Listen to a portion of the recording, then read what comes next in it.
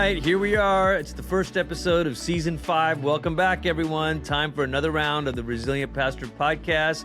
Welcome, Sharon. Welcome, Rich. Hey. So good to be back. What a gift to be back here. I love it. Well, listen, as everyone knows, this podcast is just one of many Resilient Pastor initiatives from Barna. It includes in-person events, webinars, all kinds of, retreats and cohorts and all that. But all of it is really aimed at encouraging and equipping church leaders in whatever context they're in. Listen, Sharon, Rich, it's been a while since we've all chatted together, and I'm just curious, how has the spring been? Any highlights come to mind? Sharon, we'll start with you. So I've seen you actually twice since we last recorded. I saw you in California, and then I saw you again in Dallas. Rich has not graced us with his presence in person to this point, but in California, I gotta talk a little trash about Southern California because the highlight, in addition to being with Barna, was Disneyland, because I took my son Isaac to Disneyland, and while we were there, it rained. Ooh. Oh, wow. And what I discovered about Southern California is that in the same way in North Carolina, if it snows, we kind of, lose it a little bit. Like we don't know how to function. We shut down. We get bread. We get milk. We don't know what to do. And so we just stop doing anything. And I realized Southern California is like that with rain. And the moment that this crystallized for me was when I asked a cast member where I could find churros. And he said that he did not think they could make churros when it was raining. Wow. That is weak sauce, Sharon. That is weak sauce. And so I was like, this is a mindset. So I love Southern California, but I can't take this. I can't take this. All of the shade you're throwing, Sharon. Slander. I'm just coming in hot. I think we need to look at the bright side. Is it never rains? The weather's beautiful. Yes, that is true. Okay. On a different note, think about all that's happened over the last few months. Obviously, we've had spring break, but we've had Easter. And I'm just curious, Rich, what was Easter like for you guys, man? Easter was, it was really wonderful. And in some ways, it feels like it took 4 years for us to get back to where we were pre-pandemic. In some places around the country, churches did not have that problem. Mm-hmm. And others, it's just taken a while for us to get back and hopefully beyond where we were. So lots of joy, lots of new people, but really feeling like we have wind in our sails and we're moving in the right direction. So praise God for all of that. I love that. Sharon, you and Ike, similar Easter, or what was that? Yeah, I would say similar. We're in a very sweet season of ministry where there's not a ton big on the horizon, but there's also not a lot that is really hard right now. We're just really savoring it. And so it's just a sweet season of ministry. Yeah, I love that. I mean, I was reflecting back, that Rock Harbor's been through some difficult seasons, and you never want to say that, one season's better than another. God's always working, even when we can't, when that work is subterranean, the kingdom work is hidden a lot of times. And there have been winter seasons at Rock Harbor, seasons where what's visible aren't the most encouraging things. And yet God never quit working. God never stopped, but I think what I'm grateful for is this Easter, it's not quite been 2 years that we've been here, but it's fun to see, signs of life, so all that subterranean work of the seed buried in the ground is now turning into a tree that's bearing fruit. And that's pretty fun. That's encouraging. Well, hey, everyone, season 5, we're going to cover a lot of different topics. And really what we're going to try to base this season on, Sharon, you referred to the State of Pastors, a webcast that we recorded together. Rich, you were part of it as well.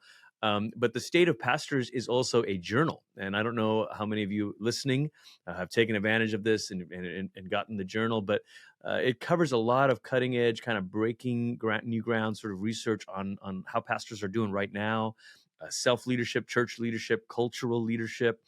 And so we're going to pull on some of those themes. We're going to talk with experts who can speak to some of the pain points that were revealed in the State of Pastors study. And of course, if you want to go deeper and hear more, the State of Pastors journal and the full replay of the webcast, it's available at barna.com/State of Pastors. That's barna.com/state of pastors. And then before we get into our convo today, there's a great conversation, Sharon, that you had with Dr. Anita Phillips, and we're going to talk about some of those themes here in a minute. But all of these initiatives are possible because of amazing partners who believe in pastors, who believe in local churches. And one of them is World Vision. Their team really shares their heart for the church and for advancing the kingdom. And they're offering a free downloadable resource called The Liberating Move of God. What a great title, The Liberating Move of God. So go to worldvision.org/Barna podcast to download the study today. That's worldvision.org/Barna podcast. Okay. This has been Mental Health Awareness Month, and, people say all kinds of crazy things. Earlier in the month, there were some people made headlines, saying some things about mental health from a pastoral perspective. And man, we really don't want to do that. We want to take this stuff seriously. And Sharon, you got to sit down with Dr. Anita Phillips and talk about that. Why don't you frame this for us? Mm-hmm. Yeah, I got to reflect on some of the data that Barna learned in their latest research around pastors and mental health. And we had such a good conversation. Honestly, you won't even get to hear all of it because some of what I talked with her about was just after we were done recording. She's so brilliant and insightful. But before we get to that, I wanted to share just some of the data that Barna has and what Dr. Anita and I reflected on. So just a few data points. First and foremost, most pastors experience loneliness, isolation, and emotional or mental exhaustion at least sometimes. So just a few data points here. 3 in 4 pastors, so that's 73%, said that they have felt emotionally or mentally exhausted at least sometimes in the last 3 months. And then over half have felt isolated from others. This is 55%, or lonely, and that's 54% at least sometimes in the past 3 months.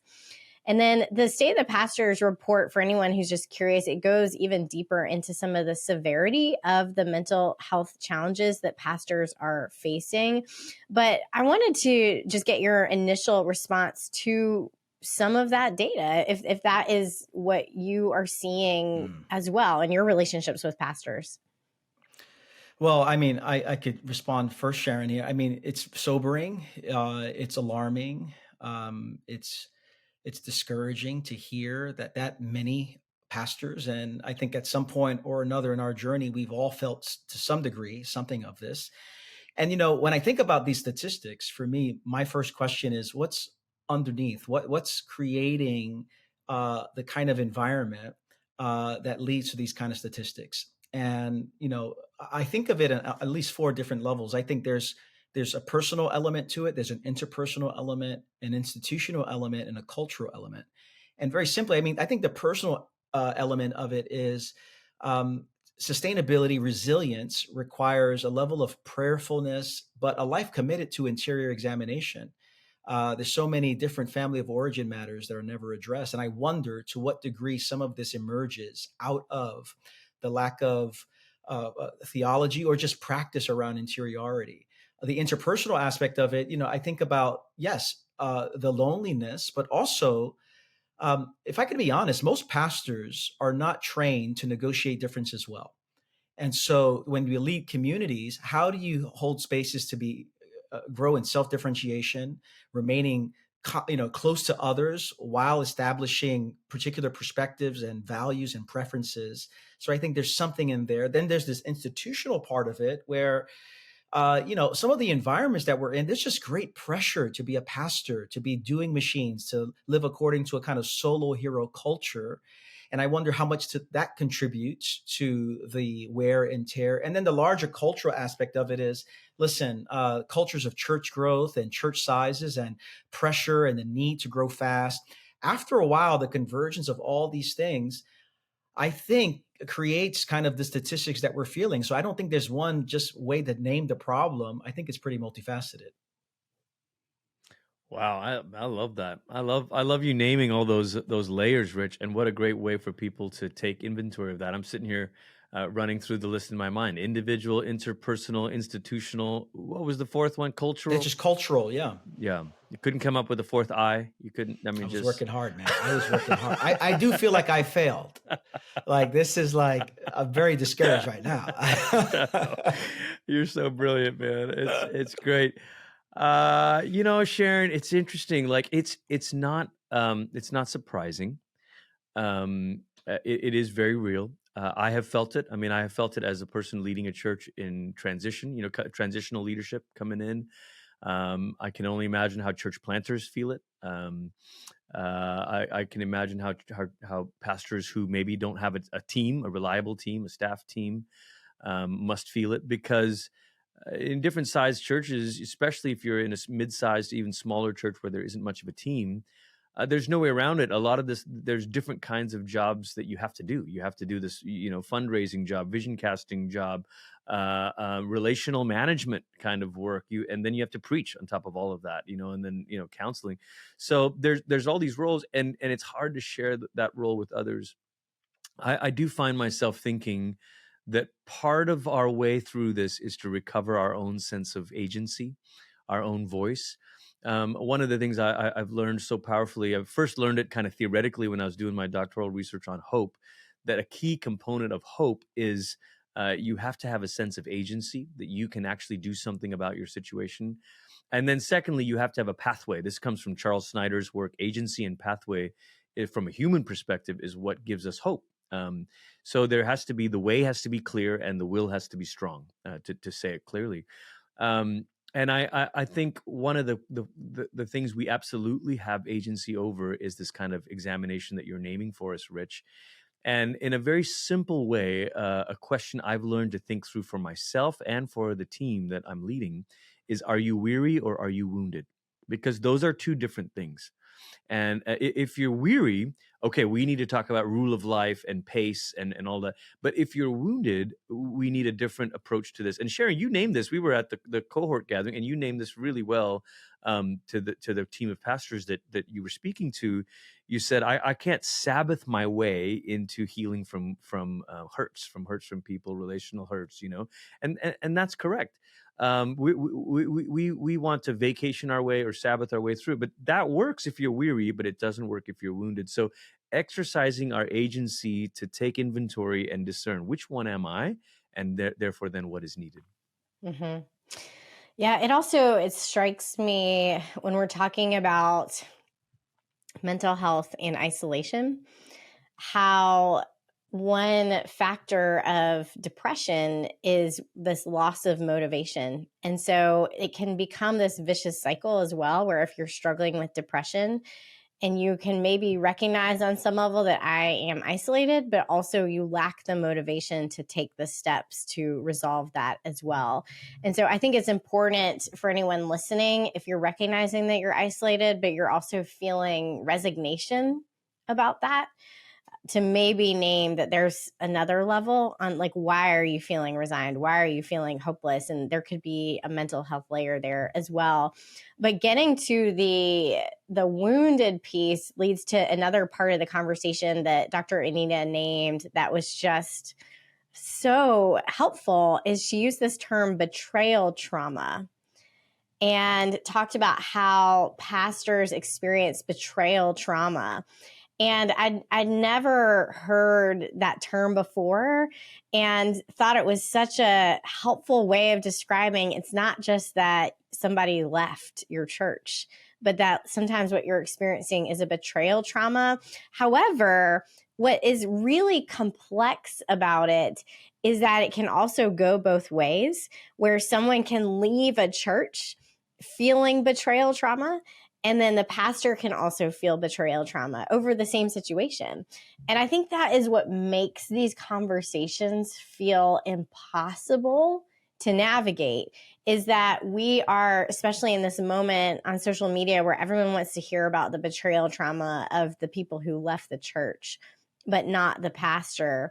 And I think some of that is because of a power dynamic, but it's still like, what we're seeing in pastors, it seems to make sense that we're talking about trauma here. And so I was wondering if either of you just had thoughts on that. No one's ever left my church, Sharon. That's why I just want to let you know that. So. Yeah, wish I could relate, guys. Wish I could be incarnational here in this moment here. No, I only understand pastoring as living in this kind of perpetual cycle of people coming and leaving. And, in some ways, this is part of what it means to follow Jesus. If there's anyone who understood betrayal, it is Jesus. And to shepherd the flock of God, I think, is to open ourselves up to love, but at the same time, to open ourselves up to a betrayal of that love. But this is the challenge that I have here with this. I often wondered, to what degree is the betrayal trauma? This is the first time I really have heard that phrase. The betrayal trauma that we're feeling, to what degree is that our own unresolved family of origin issues being expressed? And what is it legitimate kind of just pain? And, whenever someone leaves, it's painful. It's just like, why are you leaving? What can I do to get you to stay?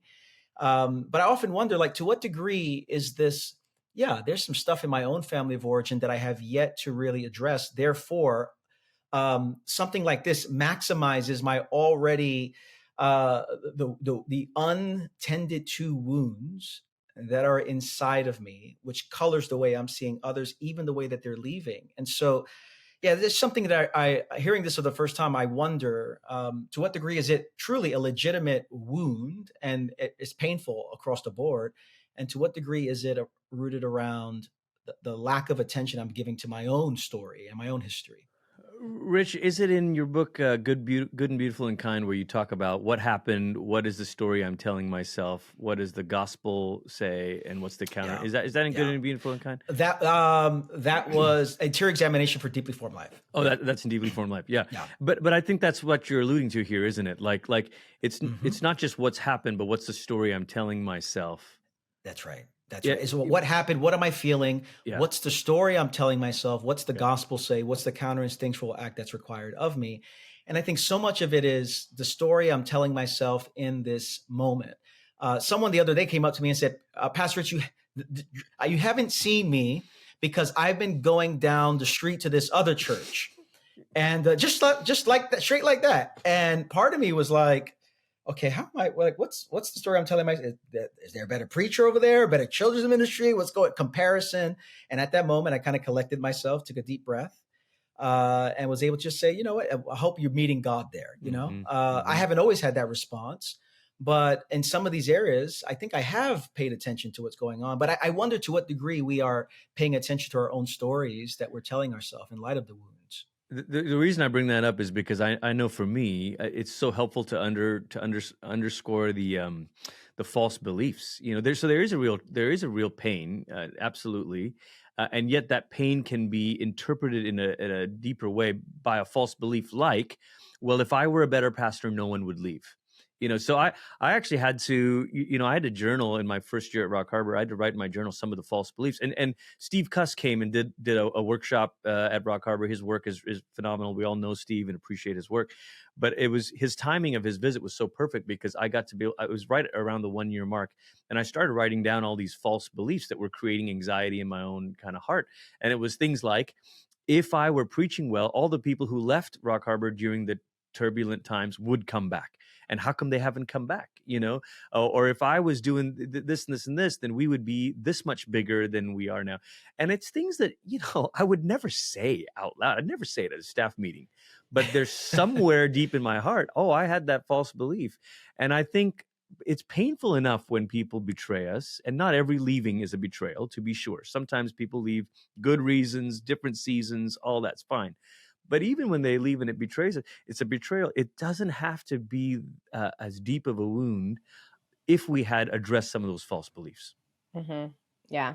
That's it. Now, I think, it goes from grief, legitimate grief, to, wow, this is a loss. And let me count this loss and let me, to a significant wound. And I think the space from grief to wound can also often be mitigated by a commitment to the interior life and community, of course, and whatever help that we need. Mm-hmm.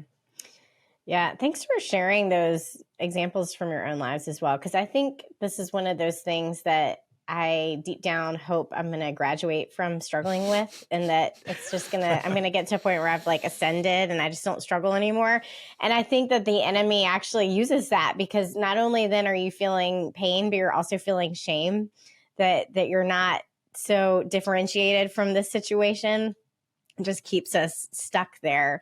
So thank you for sharing that. Now, before we get into my conversation with Dr. Anita, there was one last thing that she said that I thought was so helpful, and I wanted to get your input on. She was talking about how in the mental health field, there's sort of this code of ethics where if you realize that you are impaired in some way, like maybe you're struggling with depression, or you are grieving, a huge loss in your life, and it is impairing your ability to be present to your clients, where you're not focusing on what they're saying, you're distracted, whatever it is, that there is protocol so that you can go to, accountability of some sort and say, I'm impaired in this way, without fear of losing your job. And I thought, gosh, we do need something like that for pastors, because this is the thing that keeps pastors from going to their elders and saying, I'm not okay, is you're afraid of being looked at like you're crazy and losing your job.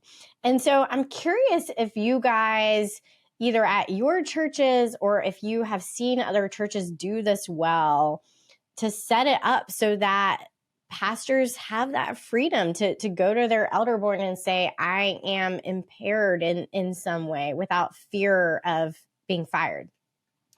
I actually saw at my previous church, the senior pastor Brady Boyd do this really well. I think it was shortly after COVID.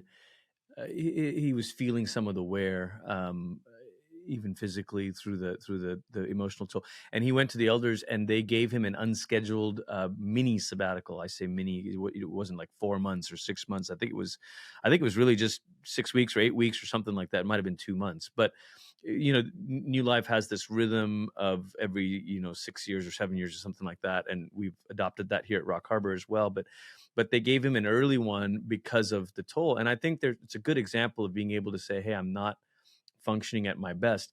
I have a version of that, a story that's a little bit different, guys, but I just want to share it here because there's an interesting thing.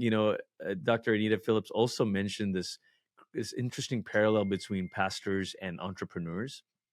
She said that some of the same statistics of discouragement or whatever among pastors matches what entrepreneurs feel. And I'm in a region of the country, Southern California, is like, it's entrepreneur central. Like everybody. I've never been in a community with so many forward-facing, imaginative, innovative kind of thinkers, and everybody is running their own business in this way. And so they relate to that stress.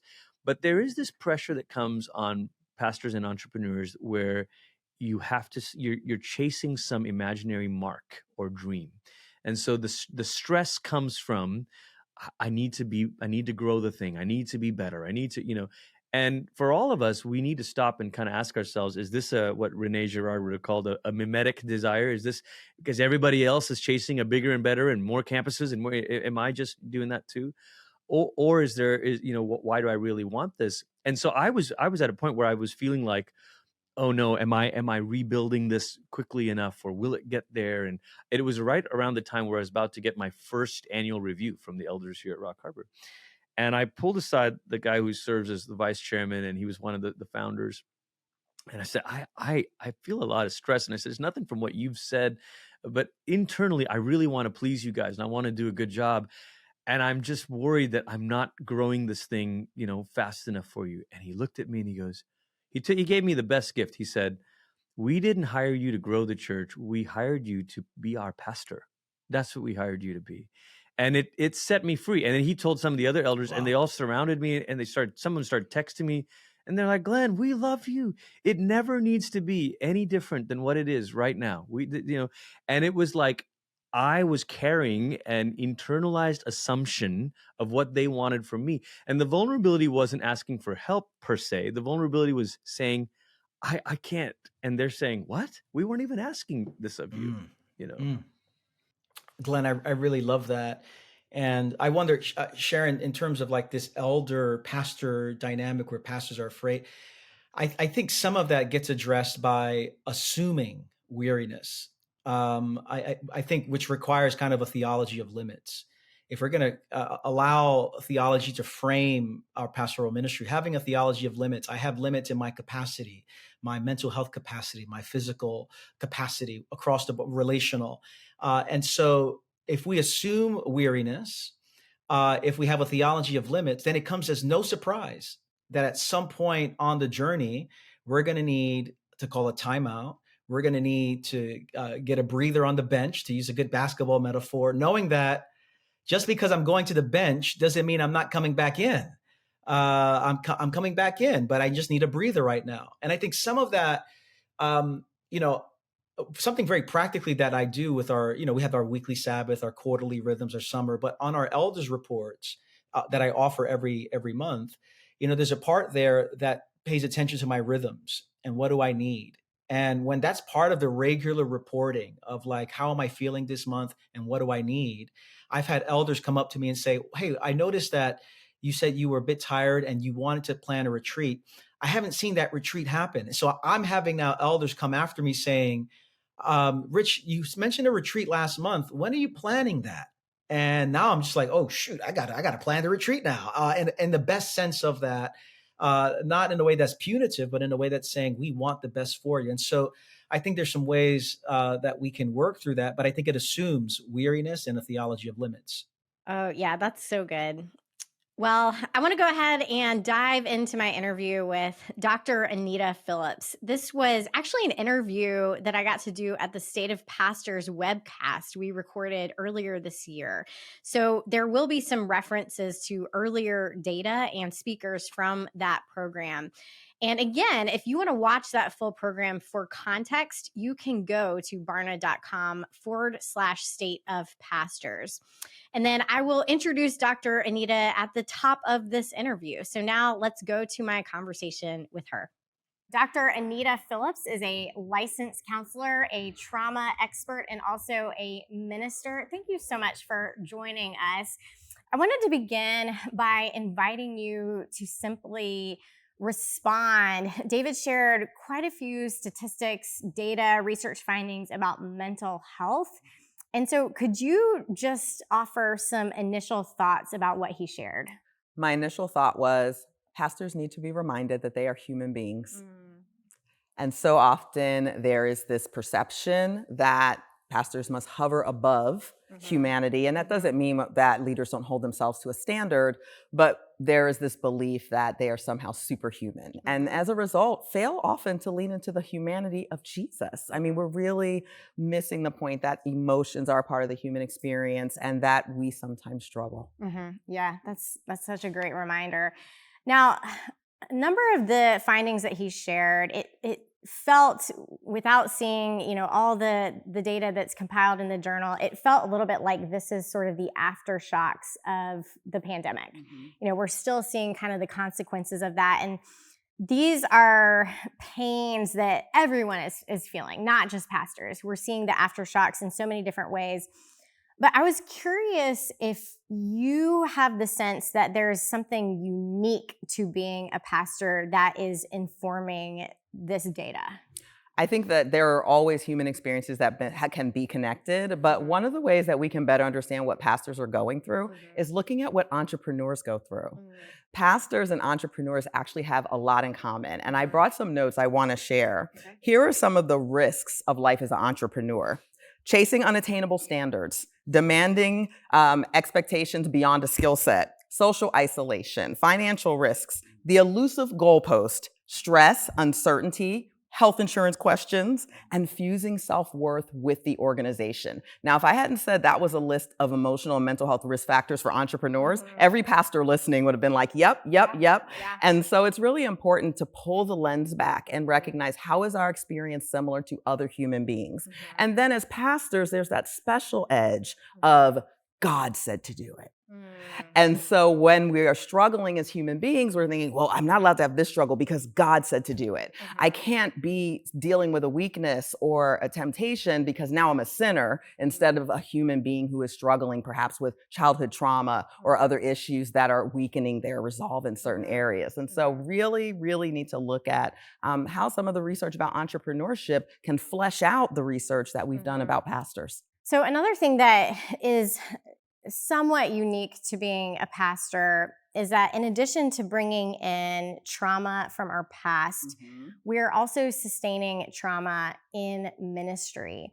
And so I was wondering if you could comment on how that is also shaping our mental health, shaping our leadership as well, because we're sustaining trauma in ministry, but then this is also our job.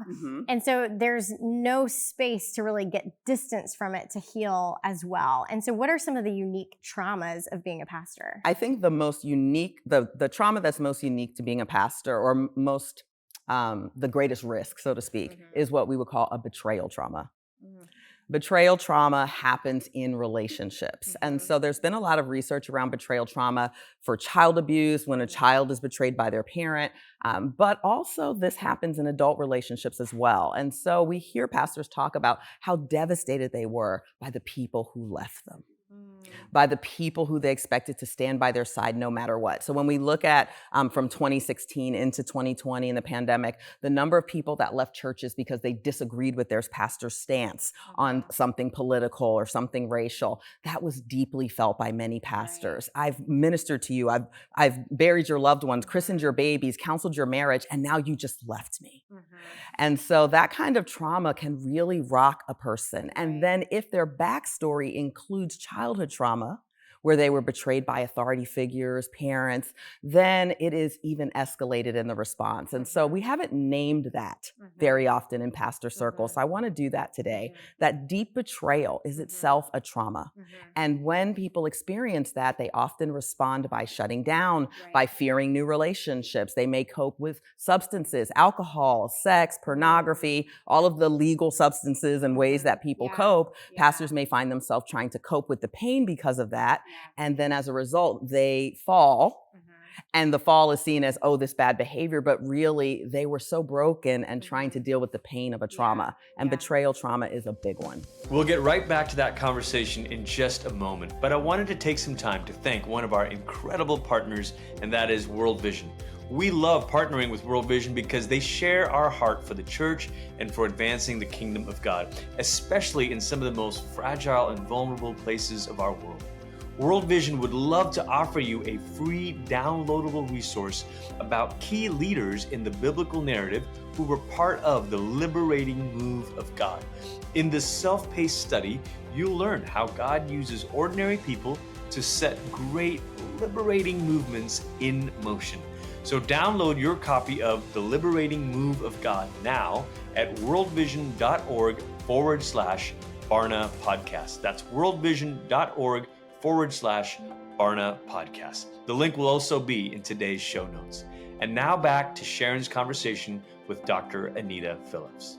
That's such a powerful, that's so important to name that. I'm sure you've heard that phrase, when you name it, you tame it. And I've never heard someone name that specifically. And so I want to say for any of you that if that resonates, to say that what you experienced was not simply rejection, but for a lot of us, there is a trauma attached to it.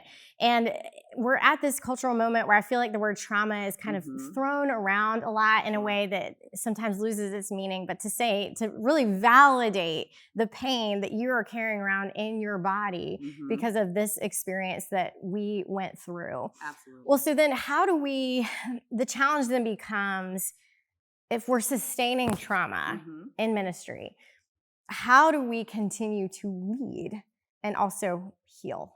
It's really important to, after you said naming it, to get the help that we need to recover. Trauma is not a memory. It is a symptom. It is what's happening in our bodies. It's distraction, sleep problems, emotional, what we call dysregulation, which means that you're upset more easily and have a harder time coming back to baseline. So many aspects that change the way that we lead because we lead in relationship. And so listen, therapy. And that's a word that's becoming more accepted in church spaces, but it really is necessary. And I believe that in the structure of every pastor's compensation, leadership, etc., a therapist should be included. Pastors need a safe, professional, private space to talk about what's going on with them. Because by the time we see the fall or we see them quit, things have gotten so bad that finally there was a break. But the pressure and the stress that they've been under while dealing with trauma, therapy is a huge way for them to heal. Well, that leads to another statistic that David shared, which was about pastors who reported struggling with self-harm, thoughts of self-harm or suicide.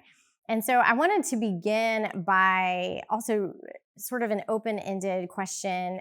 If you could just respond to that statistic as a licensed counselor. I'm so happy that the pastors who responded to this research were honest, because we need this information. We need to be talking about it. People struggle with how to talk about suicide, but suicide having a kind of a contagion effect is only true when someone actually dies by suicide. We do sometimes see when there's a public death by suicide that some other suicides closely follow, because that idea that I can't make it either can sometimes be compounded. But talking about suicide does not increase suicide. It actually helps because people feel heard and they feel seen and they know that they're not the only one. So we need to really look at that. However, that statistic is much higher among entrepreneurs as well. So again, we're not dealing with just pastors, but there is something specific about being in that position. And so because we hear this higher reported rate of thinking about suicidal behavior, we need to open our arms for leaders and let them know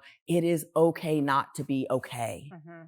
Well, the last question I want to ask is somewhat oriented more towards elders, towards overseers, towards boards.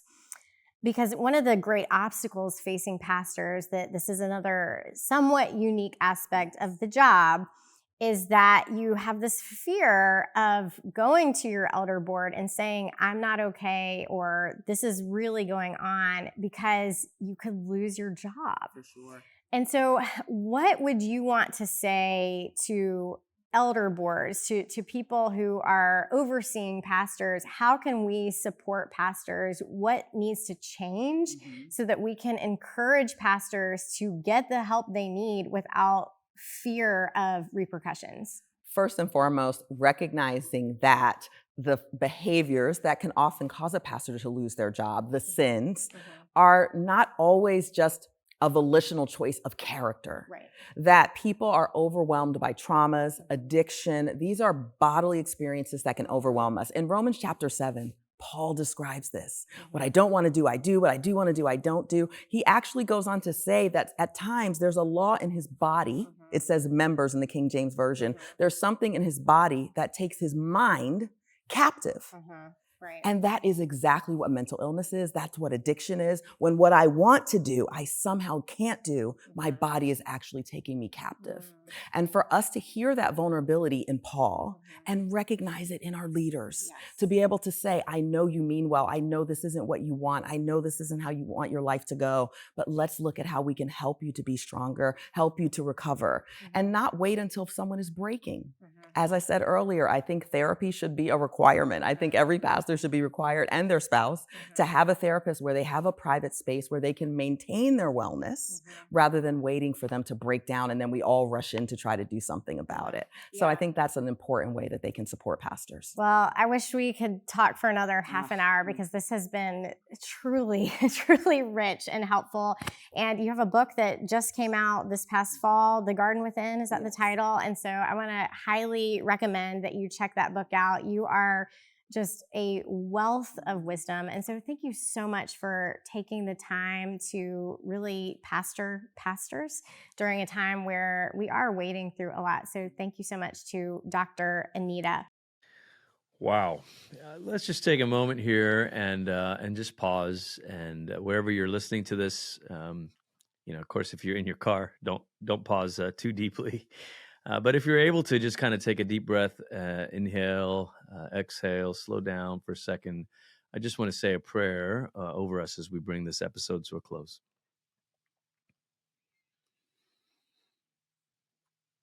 Holy Spirit, you are the one that can heal wounded hearts. You are the one that can bring the comfort that we need. You are the comforter. You come alongside us. And so I pray that you would come alongside my sisters, my brothers who are listening. I pray that you'd bring a deep healing. Jesus, the one that they call the balm of Gilead, the healer, to the deep wounds of our soul, the deep fractures in our life. Would you come and fill up those broken places, hold us back together again. And Lord, I pray that you would lead us to the right people, the right practices. There's steps that we can take, decisions that we can make. I pray that you help us in that, Lord, as we journey toward health, toward resilience, towards all that you've called us to be and to do. And so we pray these things in Jesus' name. Amen. Well, thank you, everyone, for joining us for another episode of the Resilient Pastor Podcast. Listen, as a reminder, all of this research and the full webcast replay is available at barna.com/State of Pastors. Thanks again to World Vision for partnering with us. You can get their free downloadable resource that we mentioned earlier called The Liberating Move of God at worldvision.org/Barna Podcast. So glad you joined us today, friends. Leave us a review, a rating, give us a comment, tell us how this podcast is impacting you, and please do share it with a friend. We're praying for you today, and we'll catch you next time on the Resilient Pastor Podcast.